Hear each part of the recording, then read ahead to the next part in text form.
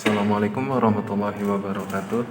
Saya Muhammad Saputra dengan NIM 12321000041 dari jurusan Pendidikan Islam Anak Usia Dini kelas 3B PAUD. Untuk menjawab pertanyaan UTS AI for Education, yaitu yang pertama, satu, jelaskan arti artificial intelligence dan berikan 3 contoh aplikasi AI saat ini dan jelaskan cara kerjanya. Untuk pengertian dari artificial intelligence itu ialah simulasi dari kecerdasan yang dimiliki manusia dan dimodelkan dalam mesin serta diprogramkan sehingga mampu berpikir seperti halnya manusia. Nah, di sini data-data yang manusia ketahui itu dimasukkan ke dalam sistem komputer yang dimana itu menjadi artificial intelligence. Nanti data-data tersebut akan menjadi kecerdasan buatan dari sistem komputer itu, dari sistem kecerdasan ini. Dan untuk aplikasinya, yaitu satu, ada chatbot. Chatbot ini dimisalkan dari yang diterapkan dalam aplikasi. Nah, seperti aplikasi SimSimi. Nah, itu bisa. Dan itu contoh dari artificial intelligence ini, kecerdasan buatan ini, yang dimana itu jika kita menulis chat atau berinteraksi dengannya melalui chat gitu, nah itu nanti dia akan membalas chatnya dengan sendirinya. Nah, itu yang digerakkan oleh sistem kecerdasan ini. Dan yang kedua yaitu virtual reality, yang dimana pada saat kita memakai yang di kamera, sistem sensor kamera. Nah, di situ kita bisa lihat nanti di penglihatan kita dengan memakai kamera tersebut itu menjadi ada gambar atau ada animasi yang akan terjadi seperti itu. Dan yang ketiga yaitu algoritma pencarian. Mungkin kita misalkan seperti ini, dalam Google ataupun aplikasi-aplikasi yang lainnya seperti misalkan, nah itu kan kita mencari pencarian. Nah, itu algoritma yang akan ditampilkan itu sesuai dengan apa yang kita cari. Nah, itu salah satu kecerdasan buatan yang dimana data-data yang sudah dimasukkan sebelumnya akan dimunculkan lagi oleh sistem kecerdasan ini. Untuk menjawab pertanyaan yang selanjutnya, yaitu dari pertanyaan jelaskan perbedaan antara sistem AI dan sistem komputer konvensional. Nah, sistem konvensional dan sistem kecerdasan AI ini memiliki perbedaan dalam cara mereka merespon data, mengambil keputusan dan merespon lingkungan. Jadi sistem kecerdasan buatan itu menggunakan data yang sudah ada untuk mengambil keputusan atau menyelesaikan permasalahan. Kalau sistem komputer konvensional itu mereka menggunakan data yang selalu ditulis ulang atau dimasukkan kembali gitu. Kalau pakai sistem AI kan dia sudah memiliki data yang sebelumnya sudah dimasukkan atau di save lah istilahnya. Kalau di sistem komputer konvensional ini dia belum di save dan mereka harus lebih gampangnya itu diketik ulang lah istilahnya, seperti itu. Untuk melanjutkan pertanyaan yang selanjutnya, yaitu yang ketiga, jelaskan apa yang dimaksud dengan intelligence agent. Sebutkan 3 contohnya dalam kehidupan sehari-hari. Pengertiannya dulu, intelligence agent itu adalah sesuatu yang memiliki kemampuan merasakan pengaruh lingkungan melalui sensor, dan mereka mampu melakukan respon balik kepada lingkungan melalui efektor. Nah, ada beberapa contoh agent dari intelijensi ini, yaitu satu, manusia. Manusia juga bisa sebagai agent intelijensi.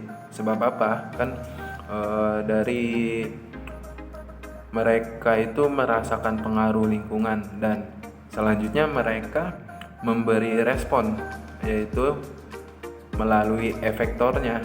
Dan jadi mungkin kegiatan atau interaksi selanjutnya apa yang akan terjadi seperti itu.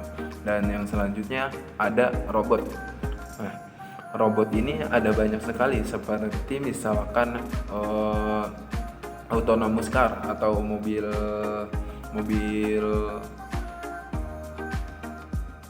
cerdas seperti itu.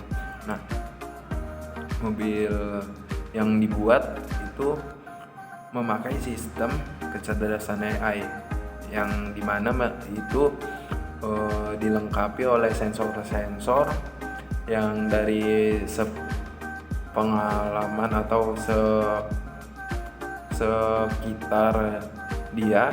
Jadi responnya itu melakukan efektor. Nah, efektornya itu apa? Dari mobil otomatis ini. Nah, mereka bisa berjalan sendiri melalui itu tanpa dikendarai, yaitu melalui, jadi awalnya itu mereka ada sensor yang dimana mereka menggunakan marka jalan atau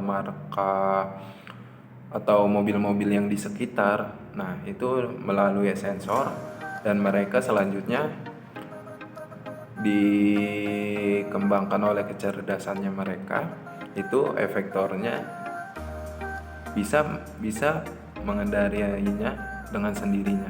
Dan selanjutnya itu ada perangkat lunak. Nah, perangkat lunak ini apa? Yaitu tadi seperti contohnya sensor ini yaitu menjadi intelijensi agent atau kamera yang diberi kecerdasan AI untuk melihat sekitar lingkungan mereka, dan setelah itu mereka membuat efektor seperti tadi, misalkan sensor yang di kamera ataupun di sensor mobil. Untuk melanjutkan menjawab pertanyaan yang selanjutnya, yaitu yang keempat, apa yang dimaksud dengan STEAM dalam pembelajaran? Jelaskan implementasinya dalam pendidikan anak usia dini. STEAM ini kan singkatan dari Science, Technology, Engineering, Art, and Math. Nah, dalam pembelajaran implementasinya dalam dunia pendidikan Islam atau pendidikan anak usia dini, itu mereka diperkenalkan apa? Dia diperkenalkan tentang STM itu, yaitu Science, Technology, Engineering, Art ataupun Math. Nah, mereka dikenalkan sains, seperti misalkan sains dan teknologi, yaitu mereka dari segi teknologi, yaitu mereka diperkenalkan seperti misalkan laptop atau handphone atau semacamnya, dunia yang elektronik seperti itu. Dan engineering, mesin-mesin, mereka dikenalkan apa yang menjalankan sistem operasi dari laptop ini misalkan, seperti itu.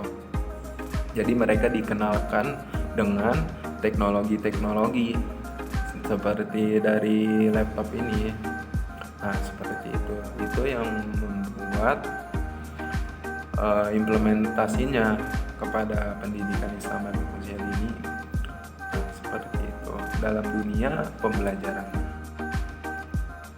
Jadi lebih dikenalkan tentang teknologi, tentang mesin, tentang engineering, sains. Nah, itu mereka dikenalkan, dan juga bisa juga tentang art. Nah, artnya itu mereka dikenalkan melalui gambar dari pensil misalkan, atau dan juga ada matematika. Dan matematika ini mereka dikenalkan angka-angka dasar. Nah, itu cara pembelajarannya. Yang artnya ini mereka menggambar, dan matematikanya ini mereka dikenalkan angka-angka. Seperti itu.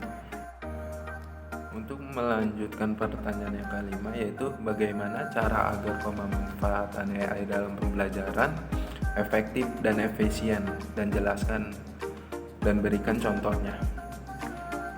Untuk bagaimana cara agar pemanfaatan AI ini berjalan dalam pembelajaran yang efektif dan efisien, itu AI itu sebagai media dalam pembelajaran.